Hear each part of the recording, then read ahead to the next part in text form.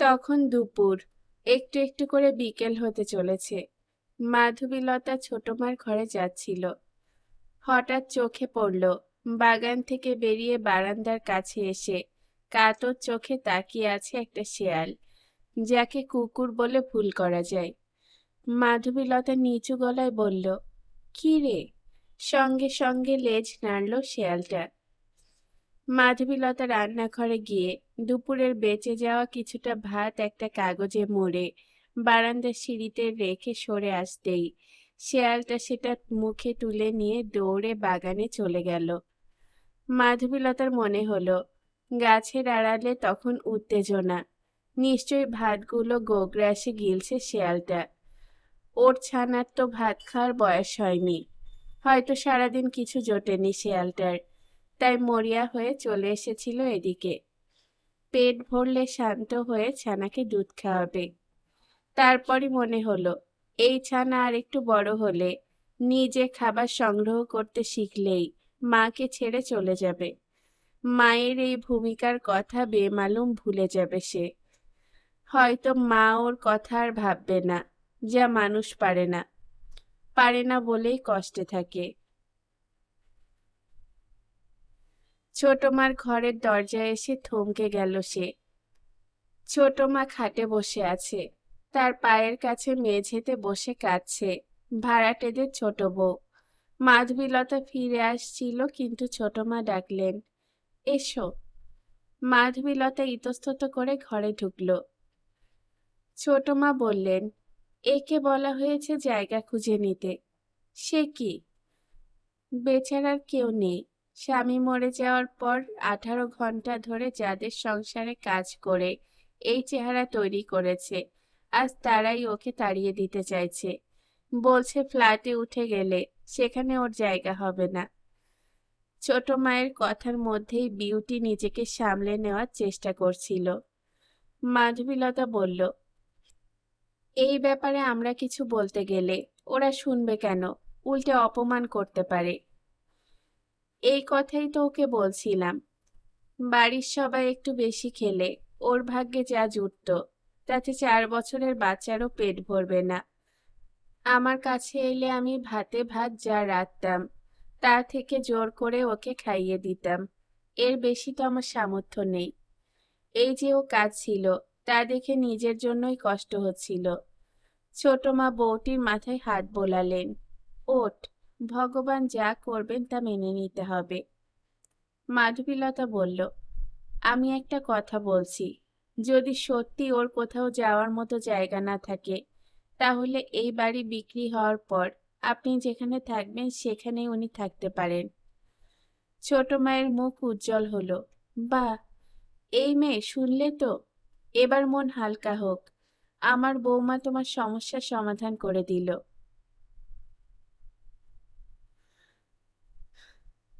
লসমনের রিকশায় উঠে অনিমেষ বলল, ঝুলনা পোল দিয়ে বাবুপাড়ায় চলো।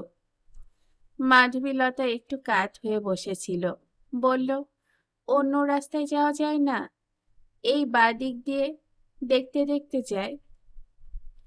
অনিমেষ বলল, লক্ষ্মণকে খামাখা বেশি পথ রিক্সা চালাতে হবে। শুনে লক্ষ্মণ বলল, না না, কোনো অসুবিধে নেই, আমি বাদিক দিয়ে যাচ্ছি। এখন জলপাইগুড়ি শহরের বুকে অন্ধকার ঘন হচ্ছে। অনিমেষ দেখল তার ছেলেবেলার মতন এখনো রাস্তায় আলো টিমটিমে। তখনকার সঙ্গে একটাই পার্থক্য চোখে পড়ছে, রাস্তায় লোকজন নেই বললেই চলে। কয়েকটা সাইকেল দ্রুত যাওয়া আসা করছে। রিক্সা চলছে এক আধটা। অথচ 60 সালেও এই শহরের মানুষ নাইট শোতে সিনেমা দেখে রিক্সায় বা হেঁটে বাড়িতে ফিরত। এটা স্টেডিয়াম না? মাধবীলতা জিজ্ঞাসা করল। হ্যাঁ, টাউন ক্লাব স্টেডিয়াম। আমি যখন স্কুলে পড়তাম তখন তৈরি হয়নি। বা এদিকে দেখি একটি বড় হলঘর তৈরি হয়েছে। ওই যে বাড়িটা দেখছো, ওখানে পার্থ থাকতো। বন্যার সময় একবার ওই বাড়িতে আশ্রয় নিয়েছিলাম। অনিমেষ অন্যরকম গলায় কথাগুলো বলল। পার্থ কে? আমরা একই স্কুলের সহপাঠী ছিলাম। অনিমেষ বলল, এই যে যে রাস্তাটা দুভাগ হয়ে গেছে, সোজা হয়ে গিয়েছে কিং সাহেবের ঘাটের দিকে, ওদিকেই আদালত বসতো। আমরা বলতাম কাছারিপাড়া। এই যে রিক্সা যেদিকে যাচ্ছে তার শেষ হবে স্টেশনে। তুমি কিছুই বলনি? মাধবীলতা অনেকদিন পর অনিমেষের হাতে হাত রাখল। অনিমেষ বলল, ডান দিকে দেখো, সুভাষচন্দ্র বসু স্ট্যাচু হয়ে দাঁড়িয়ে আছেন। ছেলেবেলায় এই স্ট্যাচুটাকে বেশ বড় মনে হতো। এখন আমার যত বয়স বাড়ছে, স্ট্যাচু যেন তত ছোট হয়ে যাচ্ছে। নদীর ওপর ব্রিজে উঠে মাধবীলতা বলল, করলা নদী তো? লক্ষ্মণ আফসোসের গলায় বলল, ও আর নদী নেই, পানি কোথায়? অনিমেষ বলল, এইভাবেই সময় সবকিছু কেড়ে নেয়। সে হাত সরালো। মাধবীলতা বলল, হাতটা সরালে কেন? এসে গেছি, নামতে হবে তো। অনিমেষ অন্যদিকে তাকিয়ে বলল, সত্যি কথাটা বললে না? সত্যি কথা? হ্যাঁ। এখানে একটু বেশি আলো, দোকান খোলা, তাই আমার হাতে হাত রেখে বসতে তোমার সংকোচ হলো। হাতে হাত থাকলে কি জলপাইগুড়ির মানুষ অশ্লীল বলে ভাবে? মাধবীলতার গলার স্বর ধারালো। ভুল বুঝছো, একদম ভুল। লক্ষ্মণ, বাদিকের ওই উকিল বাবুর বাড়ির সামনে দাঁড়াও, তোমাকে খানিকক্ষণ অপেক্ষা করতে হবে ভাই। মাধবীলতার মনে হলো মিস্টার রায়ের বাড়িটা এসে যাওয়াই যেন বেঁচে গেল অনিমেষ।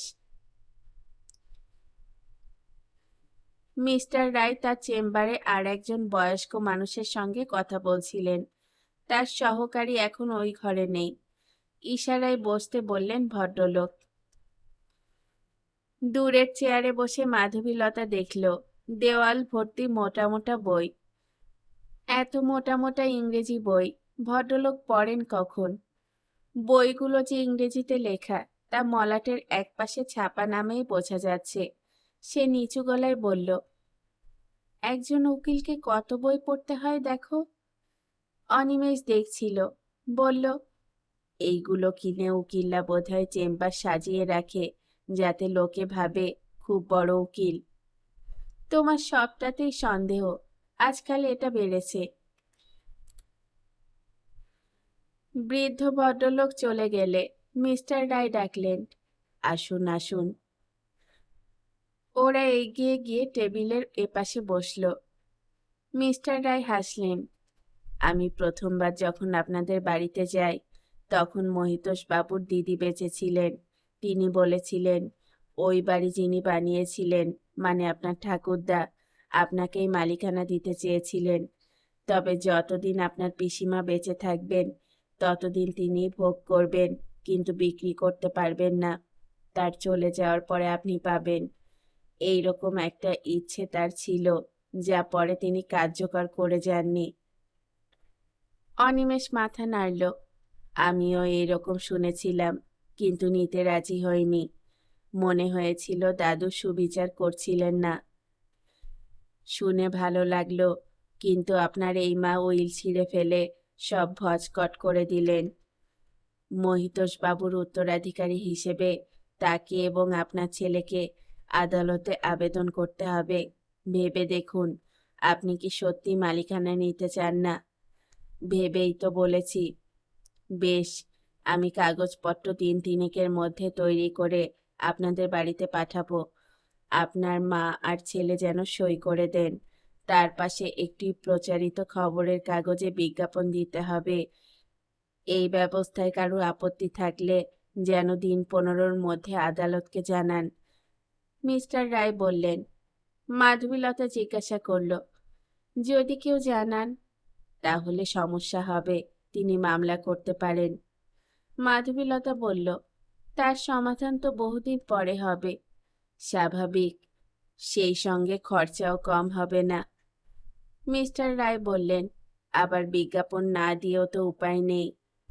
এক কাজ করতে পারেন, যে কলকাতার কাগজ শিলিগুড়ি থেকে ছাপা হয় না, নর্থ বেঙ্গলে খুব কম আসে, তাতেই বিজ্ঞাপনটা দিন। এতে ঝুঁকি কম থাকবে। কম হলেও তো থাকবে, কেউ বদমাইশি করতেও তো পারে। মাধবীলতা বলল। মিস্টার রায় হাসলেন। সেজন্য আমি অন্য ব্যবস্থা করে রেখেছি। অনিমেষ জিজ্ঞাসা করল, কি ব্যবস্থা?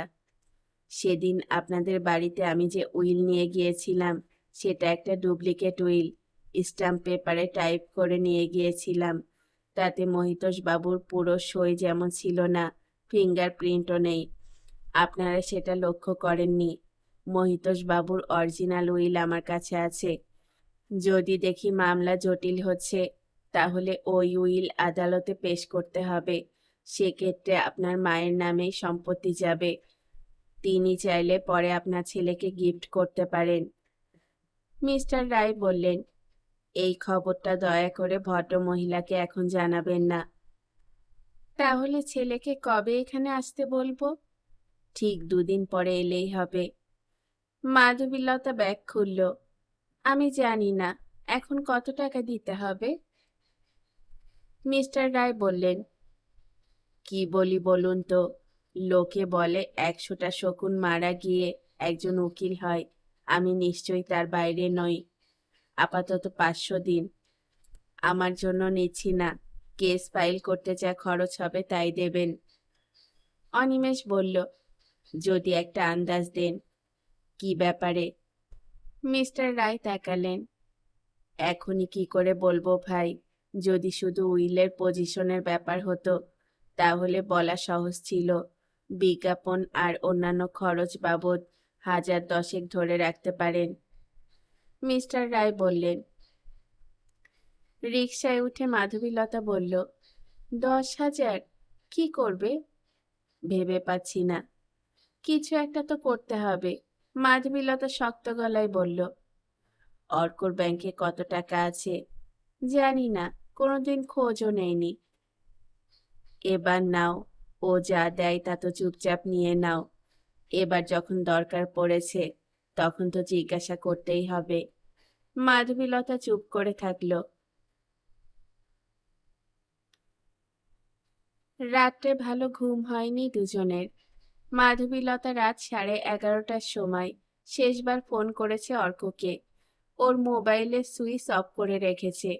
এরকম কখনো হয় না। নানান দুশ্চিন্তা ভিড় করছিল মনে।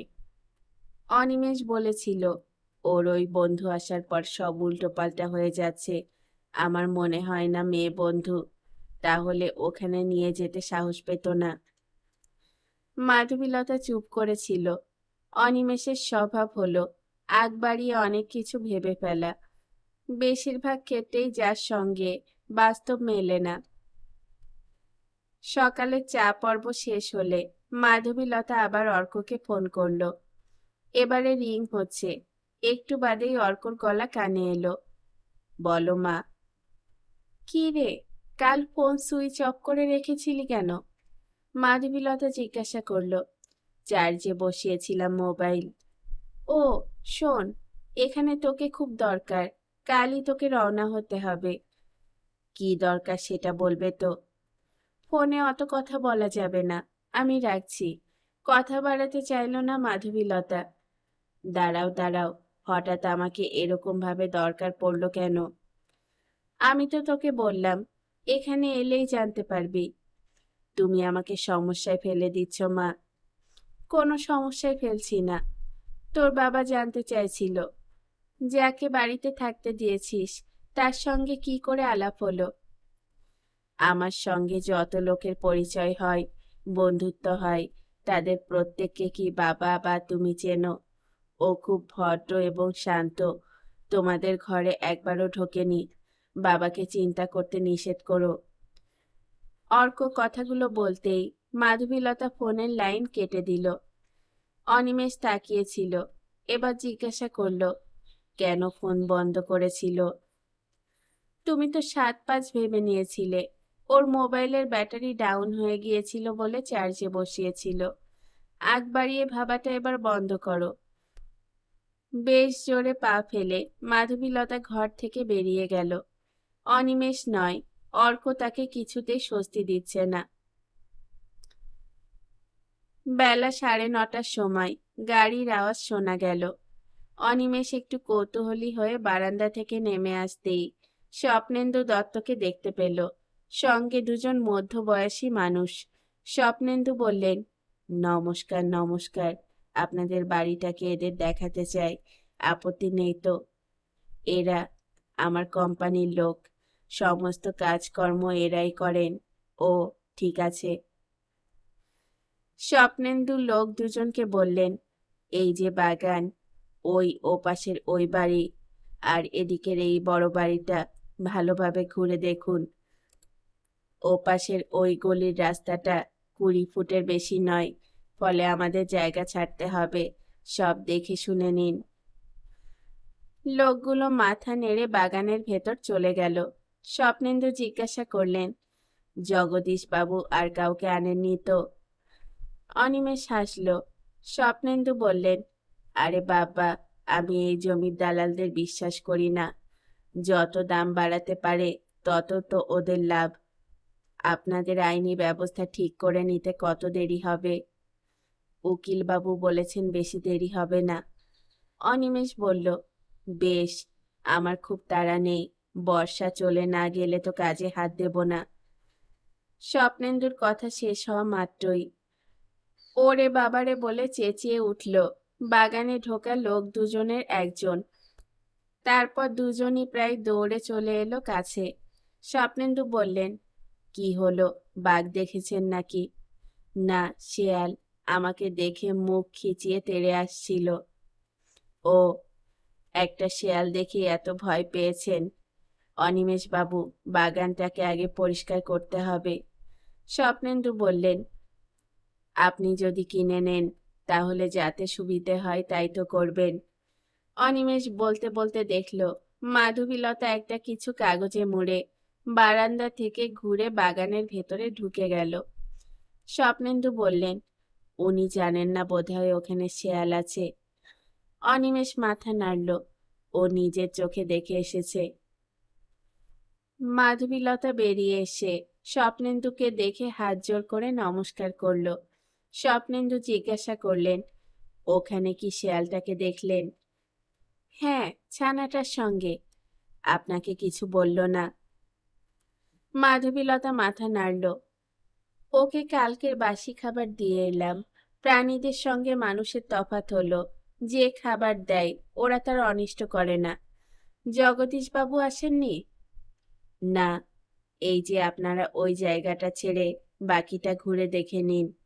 স্বপ্নেন্দু বলাতে দুটো লোক বিপরীত দিকে হাঁটতে লাগলো। মাধবীলতা বলল, কি স্থির করলেন? আমার তো অনেক ইচ্ছে রয়েছে। এ পাড়ায় বড় ফ্ল্যাট বাড়ি নেই, পাড়াটার খুব সুনামও আছে। আপনারা যেন অন্য কাউকে বিক্রি করবেন না। অনিমেষ বলল, দেখুন, জগদীশ বাবু যা বলবেন। না না, দালালের কথায় কান দেবেন না। আমি না হয় আরো 1,00,000 টাকা ওকে না জানিয়ে আপনাদের দেব। স্বপ্নেন্দু বললেন, একটা প্রাথমিক লেখাপড়া হয়ে যাক, মালিকানা স্থির হয়ে গেলে কেনা বেচা হবে। আপনাদের আপত্তি নেই তো? মাধবীলতা বলল, দেখুন, এই ব্যাপারে আমাদের কোনো অভিজ্ঞতা নেই। আপনি যখন জগদীশ বাবুর সঙ্গে আলোচনা করতে নিষেধ করছেন, তখন আমাদের উকিল বাবুর সঙ্গে একবার কথা বলে নেই। নিশ্চয়ই নিন। স্বপ্নেন্দু পকেট থেকে একটা মোটা খাম বের করে অনিমেষের দিকে এগিয়ে ধরলেন। এটা রাখুন, 25,000 অগ্রিম হিসেবে দেওয়া থাকলো, রসিদ দিতে হবে না, ভদ্রলোকের চুক্তি। অনিমেষ মাধবীলতার দিকে তাকালো। মাধবীলতা বুঝতে পারছিল না যে কি বলবে। মিস্টার রায় 10,000-এর কথা বলেছেন, সেই সমস্যার সমাধান? স্বপ্নেন্দু দত্ত বললেন, আরে মশাই, রাখুন তো। খামটা অনিমেষের হাতে ধরিয়ে দিলেন তিনি। স্বপ্নেন্দু দত্ত টাকা দিয়ে গিয়েছেন আগাম হিসেবে শুনে ছোট মায়ের মুখে হাসি ফুটল। যাক, তাহলে এই বাড়ির হিল্লে হচ্ছে? অনিমেষ জিজ্ঞাসা করল, হিল্লে হচ্ছে মানে? ছোট মা বললেন, আর কিছুদিনের মধ্যে তো বাড়িটা ভূতের বাড়ি হয়ে যেত। তোমরা কলকাতায় চলে গেলে আমি হয়তো ঘরেই মরে পড়ে থাকতাম। অনিমেষ মাথা নাড়ল। টাকাটা বোধহয় নেওয়া উচিত হয়নি। এখনো অনেক সিঁড়ি ভাঙার পর বাড়িটা বিক্রি করা যাবে। মাধবীলতা চুপচাপ শুনছিল। বলল, সেই সিঁড়িগুলো ভাঙতে যে টাকার দরকার হবে তা যদি আমরা জোগাড় করতে না পারতাম তাহলে? ছোট মা মাথা নাড়লেন। তোমরা বোধহয় মানো না, আমি মানি। ঈশ্বরের কাছে বাড়িটা বিক্রি হোক। তাই ওই ভদ্রলোক যেচে টাকাটা দিয়ে গেলেন। মাধবীলতা হেসে ফেলল। তাই দেখে ছোট মা যে বিরক্ত হলেন তার মুখের অভিব্যক্তিতেই বোঝা গেল। মাধবীলতা বলল, যাকগে, আপনি মন থেকে চেয়েছিলেন বলেই প্রথম বাধাটা পার হওয়া গেল। এই সময় মাধবীলতার মোবাইল জানান দিল। সে দ্রুত উঠে ভেতরে গেল। অনিমেষ বলল, টাকাটা খরচ হয়ে যাওয়ার পর যদি দেখা যায় কোনো বাধায় বাড়ি বিক্রি হচ্ছে না, তখন ফেরত দেওয়া সমস্যা হয়ে যাবে। মাধবীলতা মোবাইল হাতে বেরিয়ে এলো। তোমার ফোন। কে? অর্ক। অনিমেষ হাত বাড়ালো। না, জগদীশ বাবু। মোবাইলটা হাতে দিয়ে দিল মাধবীলতা। হ্যালো, অনিমেষ বলছি। জগদীশ বাবুর গলা কানে এলো। এটা কি হলো মশাই? কি ব্যাপারে বলছেন? ক্লায়েন্ট লোকজন নিয়ে বাড়ি দেখতে গেল, অথচ আমাকে জানালেন না। উনি আসার আগে আমাকে জানাননি। আপনাকে যে জানাবো তার সুযোগ তো ছিল না। ও, এইসব লোকগুলোর স্বভাব হলো ঘোড়া ডিঙ্গিয়ে ঘাস খাওয়া। কোনো পাকা কথা দেননি তো। আপনি থাকতে যে কথা হয়েছিল সেটা তো কথার কথা। থামিয়ে দিলেন জগদীশবাবু। আমি চেষ্টা করছি অন্য ক্লায়েন্ট জোগাড় করার, যে বেশি দাম দেবে। কিন্তু ইনি যে জোর করে আগাম দিয়ে গেছেন। হ্যাঁ, করেছেন কি? সই করে টাকা নিয়েছেন নাকি? না না, সই সাবুত করিনি। ও, বাঁচা গেল। বেশি দামের ক্লায়েন্ট পেলে টাকাটা ফেরত দিয়ে দেবেন। আমাকে ভদ্রলোক কিছু বলেননি। ওর কর্মচারীর কাছে শুনলাম আজ আপনার বাড়িতে গিয়ে পাকা করে এসেছেন। এখন থেকে যা হবে আমাকে জানাবেন। আরে, বেশি দাম পেলে আপনার যেমন লাভ তেমনি আমারও মঙ্গল। রাখছি। জগদীশবাবু ফোন রেখে দিলেন।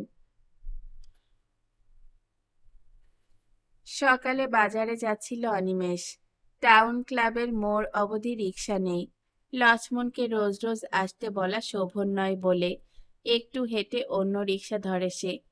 কিন্তু এই সকাল 8টায় হাকিমপাড়ার রাস্তা শুনশান। হঠাৎ চোখে পড়ল 4টে তরুণ তার দিকে এগিয়ে আসছে। সামনে এসে তাদের একজন বলল, কাকা, আপনি তো বাজারে যাচ্ছেন, কারো সাহায্য লাগলে বলতে পারেন। না ভাই, কিন্তু তোমরা কি এই পাড়ায় থাকো? হ্যাঁ হ্যাঁ, ওই পাশেই আমাদের ক্লাব, তরুণ সংঘ। ও, আমি তো অনেকদিন পরে এলাম তাই। আপনি কি রিক্সা খুঁজছেন? হ্যাঁ, পেয়ে যাব। এবার দ্বিতীয় ছেলেটি জিজ্ঞাসা করলো, আপনি কি বাড়ি বিক্রি করছেন? হ্যাঁ, চেষ্টা হচ্ছে। ভাড়াটে কি উঠে যাচ্ছে? একটু অসুবিধে হচ্ছে। ওই যে রিক্সা। ছেলেরাই চেঁচামেচি করে খালি রিক্সাটাকে দাঁড় করালো। একটু সাহায্য করলো তারা। রিক্সায় বসে বাজারের দিকে যেতে যেতে অনিমেষের মনে হলো এই ছেলেগুলো সত্যিই ভালো। হয়তো এদের বাবা বা জ্যাঠাদের সে চেনে। তারা সেই পরিচয় দেয়নি বলে কথা বাড়ায়নি সে। এখনকার তরুণদের সবাই যে অভদ্র, শিষ্টাচার জানে না তা তো নয়। এদের দেখে সেটা বোঝা গেল। আজ বাজারে দেবেশের সঙ্গে দেখা হয়ে গেল। 2-3টে কথা হবার পর দেবেশ তাকে একটু ফাঁকা জায়গায় ডেকে নিয়ে গেল। নিজে জিজ্ঞাসা করল, আচ্ছা, মাওবাদী আর নকশালদের মধ্যে পার্থক্য কতখানি? একটা ইংরেজি কাগজে লিখেছে নকশালরা হচ্ছে গৃহপালিত আর মাওবাদীরা ওয়াইল্ড ডগ।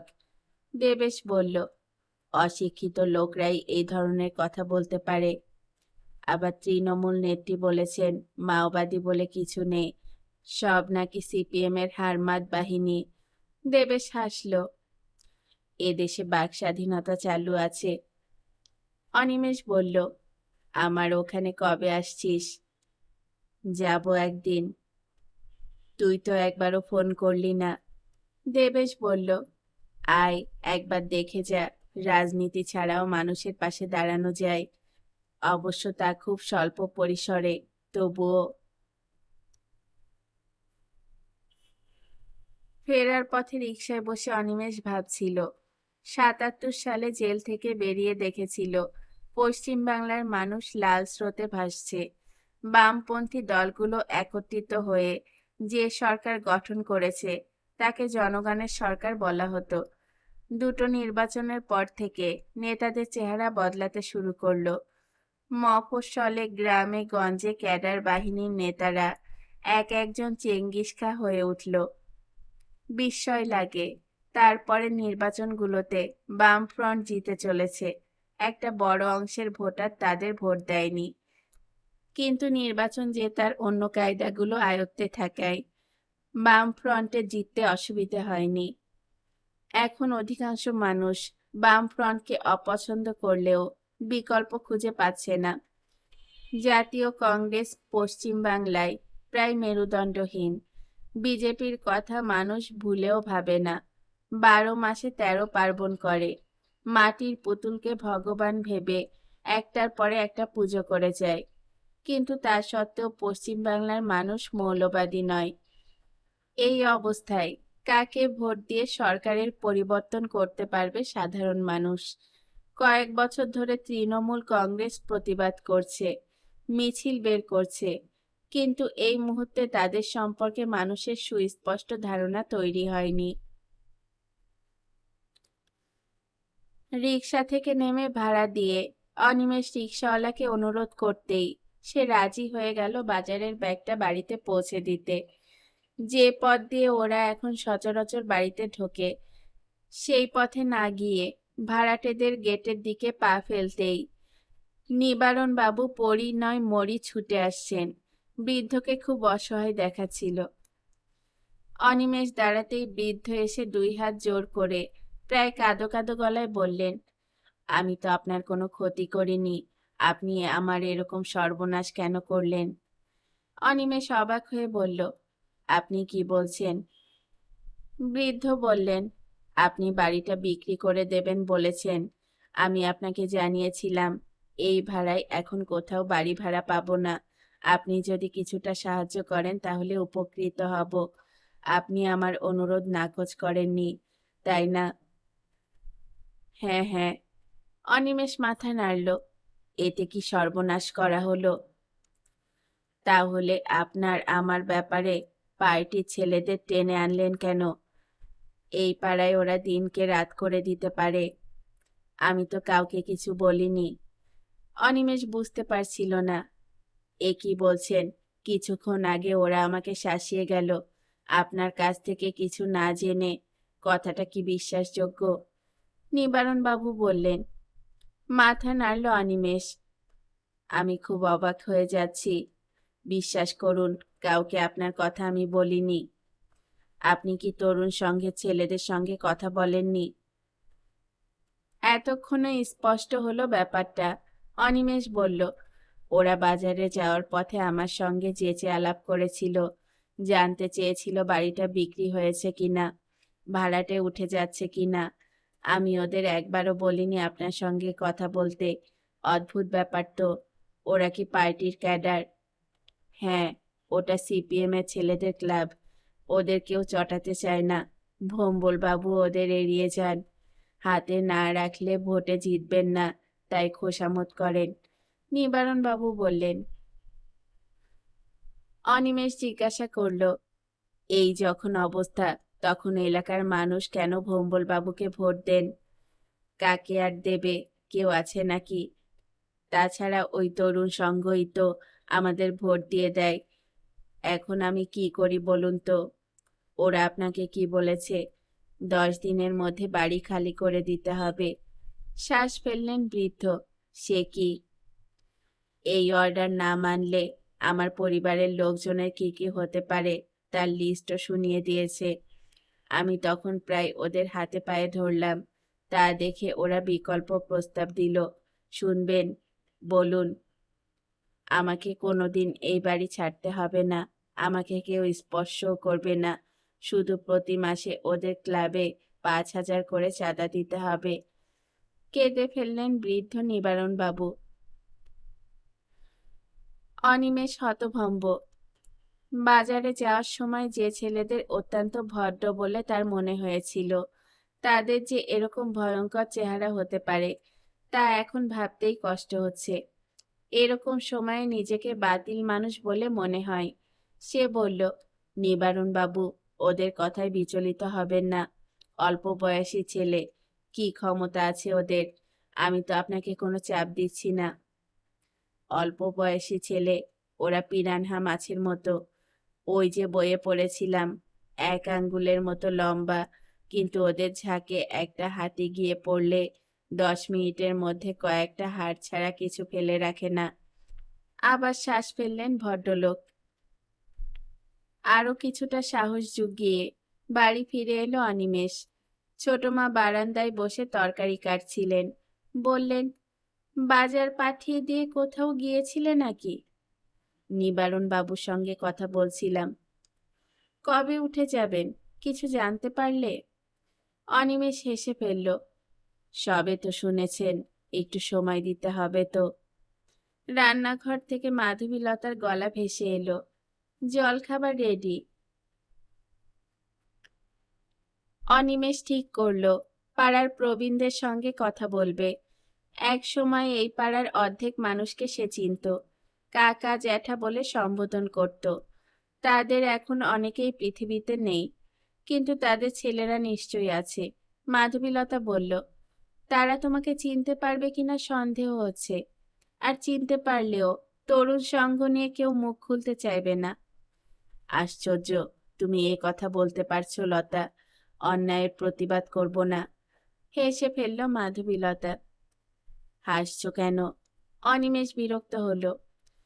প্রতিদিন আমাদের চারপাশে হাজার হাজার অন্যায় হচ্ছে, তার একটার প্রতিবাদ আমরা করি বা করতে পারি? মাধবীলতা বলল। তাহলে তুমি পাড়ার মানুষদের বললে তারাই তরুণ সঙ্গে ছেলেদের জানিয়ে দেবে। ওরা তো এই পাড়ারই ছেলে। হয়তো তুমি যাকে বলবে তার ছেলেই ওদের একজন। উনি কি তাতে খুশি হবেন? মাধবীলতা বলল। মাধবীলতার কথায় যুক্তি আছে। হঠাৎ নৃপেন্দার কথা মনে পড়ল। নৃপেন্দা এই জেলার সম্পাদক, দীর্ঘদিন পার্টি করেছেন। তাকে বলার জন্যই ভম্বলবাবু রাতারাতি বদলে গেলেন। চিরকুটটা খুঁজে পাওয়া গেল। নৃপেন্দাই লিখে দিয়েছিলেন তার নম্বর। মাধবীলতা মোবাইল ফোনে ওই নম্বরের বোতাম টিপতেই কানে এলো, ব্যস্ত আছে। প্রায় ৮ ঘন্টা চেষ্টার পরে ওপাশে গান শুরু হলো, ধন ধন্য পুষ্পে ভরা। বেশ চমকপ্রদ ব্যাপার। ৭০ সালের কমিউনিস্ট পার্টির কোনো অনুষ্ঠানে এসব গান গাওয়া নিষিদ্ধ ছিল। রবীন্দ্রনাথ বাতিল ছিলেন, দ্বিজেন্দ্রলাল তো দূরের কথা। বামফ্রন্ট ক্ষমতায় আসার পরেও বুদ্ধদেব ভট্টাচার্যের উদ্যোগে রবীন্দ্রনাথ গৃহীত হলেন। তারা বুঝেছিলেন রবীন্দ্রনাথের আশ্রয় না নিলে মানুষ মুখ ফিরিয়ে নেবে। কিন্তু তাই বলেন নৃপেন্দার মতো কট্টর সিপিএম নেতা, যিনি জেলার সম্পাদক হয়ে আছেন দীর্ঘকাল, যার বক্তৃতায় এমন সব শব্দ থাকত যা সাধারণ মানুষ বুঝতেই পারত না, তার মোবাইলের রিংটোনে ধন্য ধন্য পুষ্পে ভরা, ভাবাই যায় না। গান থামতেই নৃপেন্দার গলা শোনা গেল, কে ভাই? নৃপেন্দা, আমি অনিমেষ। কোন অনিমেষ? অনিমেষ মিত্র, হাকিম পাড়ায় বাড়ি, এখন কলকাতায় থাকি। ওহো, বলো বলো, কোনো দরকার আছে? আপনার সঙ্গে দেখা করতে চাই, খুব জরুরি। এই তো আমাকে সমস্যায় ফেললে হে। আমি তো আজই রাতের ট্রেনে কলকাতায় যাচ্ছি। তুমি কি এখনই চলে আসতে পারবে ৮ ঘন্টার মধ্যে? হ্যাঁ হ্যাঁ, তাহলে এসো। নৃপেন্দা ফোনের লাইন কেটে দিলেন। ৮ ঘন্টার মধ্যে তৈরি হয়ে রিকশা ধরে নৃপেন্দার বাড়িতে পৌঁছনো অনিমেষের পক্ষে একটু কঠিন ব্যাপার। মাধবীলতা বলল, চলো, আমিও যাব। তুমি যাবে? অনিমেষ খাটে বসে পাঞ্জাবি শরীরে গলিয়ে বলল, উনি বলেছেন ৮ ঘন্টার মধ্যে পৌঁছাতে। তোমার তৈরি হতে সময় লাগবে। মানে? রেগে গেল মাধবীলতা। আমি কি বিয়ে বাড়িতে যাচ্ছি যে ১ ঘন্টা ধরে সেজে যাব? তাছাড়া তুমি আমাকে কবে সাজতে দেখেছ? অনিমেষ জবাব দিল না। এ কথা ঠিক যে মাধবীলতা পোশাক বা প্রসাধনের যেটুকু দরকার সেটুকুতেই সন্তুষ্ট। এটা আজকের কথা নয়। কলেজ জীবন থেকে একটা হলুদ শাড়ি আর কখনো কখনো কপালে ছোট চন্দনের ফোঁটা ছাড়া ওকে দেখা যেত না। মিনিট ৪ বাদে পাশের ঘর থেকে মাধবীলতা বেরিয়ে এসে বলল, চলো। অনিমেষ দেখল পরিষ্কার সাদার ওপরে হালকা নীল কাজ করা শাড়ি আর সাদা ব্লাউজ পরেছে মাধবীলতা। সে হাসল। হাসছো কেন? বলা যাবে না। ক্রাশ টেনে নিয়ে এগোলো অনিমেষ। এমন কি কথা যা তুমি আমাকে বলতে পারবে না? কোনোদিন যখন বলিনি, এখন আর কি করে বলি? মাধবীলতা ক্ষণিকের জন্য ভ্রু কোঁচকাল। বাইরে বেরিয়ে এসে ছোট মায়ের ঘরের দরজায় দাঁড়িয়ে বলল, আমরা নৃপেনবাবুর বাড়িতে যাচ্ছি। উনি আজ কলকাতায় চলে যাচ্ছেন। না গেলে সমস্যা হবে। এসো। বাবা এসেছে, ওর সঙ্গে গল্প করছি। লক্ষ্মণ কি এসেছে? না, ঘণ্টাখানিক পরে এসে বাবাকে নিয়ে যাবে। কপাল ভালো ছিল, কয়েক পা হাঁটতেই রিকশা পেয়ে গেল ওরা। রিকশায় উঠে মাধবীলতা বলল, আমি একটা কথা ভাবছিলাম। সেটা কি? অনিমেষ তাকালো। পাশাপাশি বসায় মাধবীলতার শরীরের চাপ কিছুটা মেনে নিতে হচ্ছিল। বাড়িটা বিক্রি করতে যখন এত সমস্যা হচ্ছে, তখন না হয় থাক। মানে? অবাক হলো অনিমেষ। ছোট মার কথা ভুলে যাচ্ছ? ভুলিনি। তাহলে? এবার তোমাদের এই শহরে এসে মনে হচ্ছে আমাদের কলকাতায় থাকার কোনো মানে হয় না। যখন স্কুলে পড়াতাম তখন ওখানে থাকার দরকার ছিল। এখন তো সারাদিন বাড়িতেই কেটে যায়। অথচ দেখো, এই শহরটা কি শান্ত। বাড়ি বিক্রির চেষ্টা না করলেও কোনো টেনশন থাকবে না। আমরা যদি এখানে থাকি তাহলে ছোট মায়ের দেখাশোনা করতে পারবো। ওকে অন্য কোথাও আর যেতে হবে না। মাধবীলতা বলল। খুব অবাক হয়ে অনিমেষ বলল, তুমি কলকাতা ছেড়ে চলে আসতে চাও? কলকাতা কি আমাদের কিছু দিয়েছে যে ছেড়ে আসতে কষ্ট হবে? আর অর্ক, ও ওখানেই থাকুক, চাকরি করছে, অসুবিধা হবে না। এই যে এতবার বললাম এখানে আসার জন্য, নানান বাহানা দেখাতে লাগলো। এখানে সংসার চালাতে পারবে? পেনশনের টাকা তো আছে, কয়েকটা ছেলে মেয়েকে না হয় পড়াবো। বা, তাহলে আর নৃপেন্দার কাছে গিয়ে কি হবে? রিকশা ঘোরাতে বলি? একদম না। আমি আমার ভাবনার কথা বললাম। তার মানে এটাই আমাদের সিদ্ধান্ত নয়। আমরা কয়েকদিনের জন্য এসেছি, ছোট মা ডেকে এনেছেন বলে। কিন্তু মাসের পর মাস উনি তো আমাদের সঙ্গে থাকতে নাও চাইতে পারেন। তাছাড়া ক্লাবের ছেলেদের অত্যাচারের একটা বিহিত করা দরকার। বেশ গম্ভীর গলায় বলল মাধবীলতা।